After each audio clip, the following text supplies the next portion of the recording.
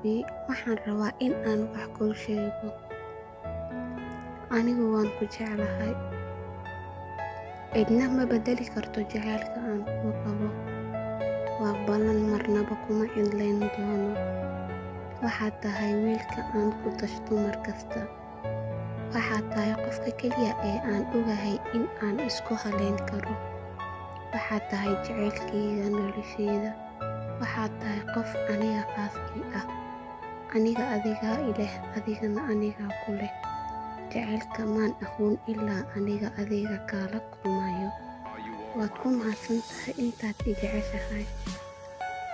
Haddii aan adiga kaa fikirayo dhool caddeyn baa wejigayga soo fuusha. Xitaa qalbigayga sidaad u soo gashay noloshayda waxaan noqday qof mar kasta faraxsan. Wax walbaan u baahanahay waa adiga.